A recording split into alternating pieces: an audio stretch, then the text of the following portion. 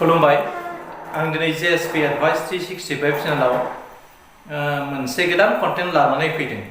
बे कन्टेन्टआव आं स्पेशली मानसिया मोजां जायोब्ला मा लाब जायो आरो मानसिया गाज्रि जायोबा मा लाब एबा मुलाम्फा जायो बिनि सायाव बेस खालामनानै आं सुंद'यै सावरायनो नाजानाय जादों।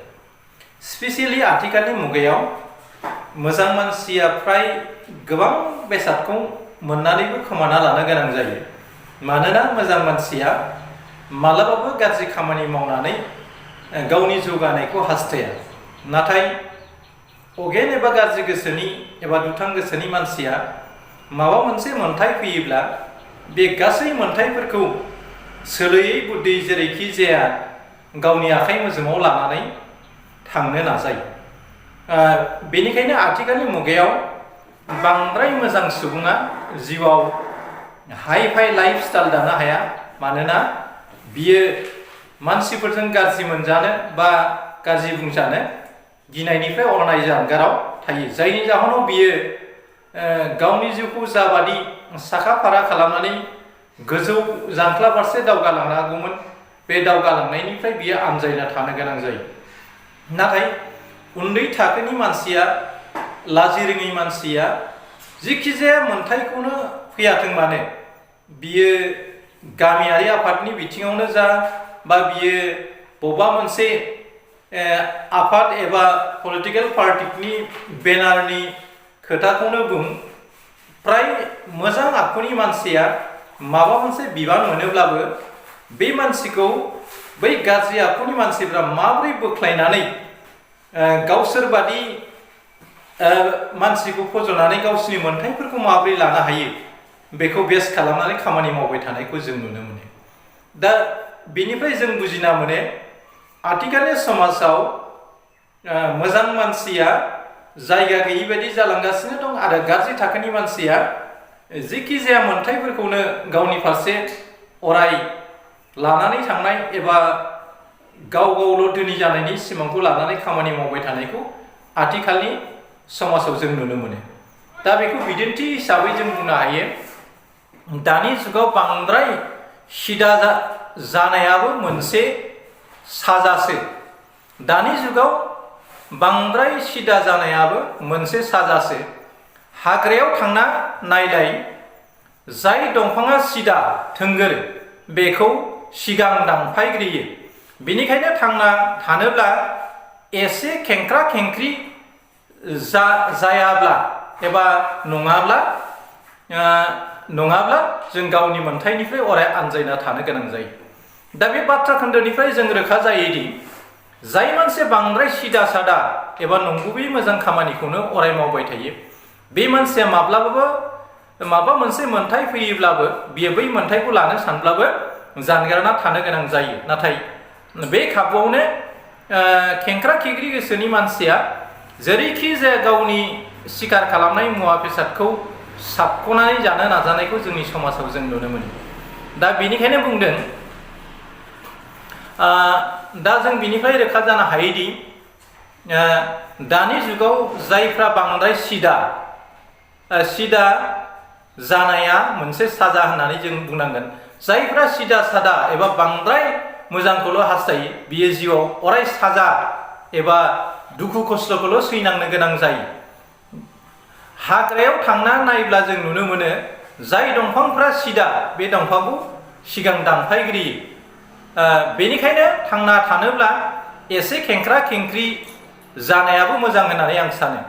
मानोना सिदा दंफांखौ जेरैहाय मानसिफ्रा न' बां बा माबा मोनसे खालामनो थाखाय सुबिदा जानायनि थाखाय बै सिदा दंफांफोरखौ गिबियावनो दानफायग्रोयो आरो खेंख्रा खेंख्रि दंफाङा मोजां खामानियाव सोलिया एबा सोलिबाङा। बेनिखायनो खेंख्रा खेंख्रि दंफांखौ मेगनाव गोग्लैया। नाथाय समाजाव जायफ्रा मोजां खामानि मावो बेखौ समाजनि गाज्रि आखुनि मानसिफ्रा बांद्राय नुयो। बेनिखायनो बिथांमोना सोलोयै बुद्धि बै गोजौ थाखोआव थानाय मोजां मानसिखौ माब्रै बिनि गादिखौ माब्रै बिनि बिबानखौ बोख्लायनानै गावसोर बै बिबानाव जिरायनो हायो बेखौ अराय सम नोजोर होयो। बेनिखायनो आथिखालनि मुगायाव बांद्राय जुदि सिदा जायोबा मानसिया जिउआव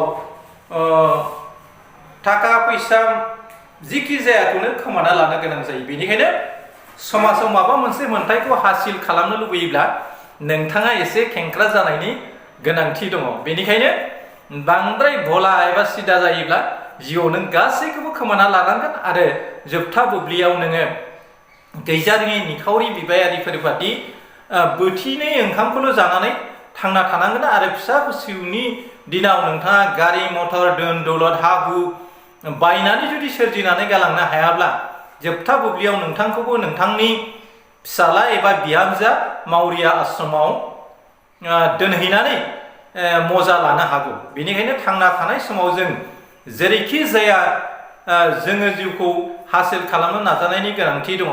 नाथाय नोंगौ मानसिया सिदा सादा जायोब्ला इसोरनि रायजोआव एबा सोरगो रायजोआव समायना रमायना बिबार बारि एबा गोजोन सुदेम जायगायाव थानो हायो होननानै जोंहा फोथायनाय दङ।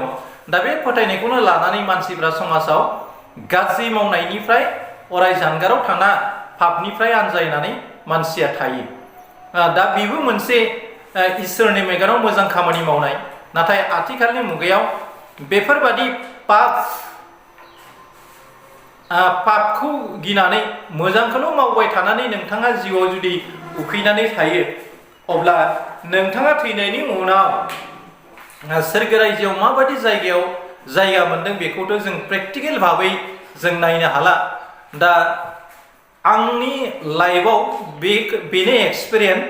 आं जिउआव गोबां बिथिंखौनो फ्राय खामानिखौनो अनारि खाथिनाय बादि एबा सोरनिबा मोजांल' जाथों होननानै लिरनाय खामानियावनो जा माबा मोनसे हाबा मावनायावनो जा जों अफिसियेल खामानियावनो जा जोङो गावनि बाइकनि थाव खरसाखौ गारनानै सोरनोबा खामानि मावनानै होयो। नाथाय जेब्ला खामानि दामानिया हासिल जायो अब्ला बै मावग्रा सुबुंखौ बै मुलाम्फा मोनखांनाय मानसिया मानसि हिसाबै बेबहार खालामनायखौ जों नुनो मोना। मानोना आथिखालनि मुगायाव गोरों मानसिखौ जाम्बा जाम्बिफ्रा रुमाल बादि बाहायो आरो बिथांमोना गोरों मानसिनि सोलो बुद्धि एबा सोलोंथाइखौ बाहायनानै गावनि मोन्थायखौ हासिल खालामनो थाखायल' गोरों मानसिनि सेराव दान्दिसेल' साफिनायखौ जों नुनो मोनो। आरो जेब्ला गावनि मोन्थायफ्रा हासिल जाजोबलाङो अब्ला बियो लासैनो गोरों मानसिनिफ्राय दोरोदलाङो आरो जेब्ला नांगौ जायो अब्ला बियो गोरों मानसिनि साखाथियाव फैनानै दद्र जाफ्लायो आरो गावनि मोन्थायफोरखौ लायो। दा बेनिफ्राय जों रोखा जानो हायो आथिखालनि मुगायाव बांद्राय साधु सन्यासिफोर बायदि जिउ दानो नाजायोब्ला नोंथाङा जिउआव गासैबो खोमाना लानांगोन। ओंखायनो एसे हायोब्ला खेंख्रा जानानै खायसे खामानिखौ मावना लायोब्ला नों जिउआव दावगानायनि लामाखौ मोननो हागोन। दा आं भिडिअखौ बांद्राय गोलाव खालामला, आं भिडिअखौ बेखिनियावनो फोजोबनो नाजानाय जाबाय। एसेनोसै, गोजोन्थों, खुलुमबाय। जै बर' हारिनि, जै बर'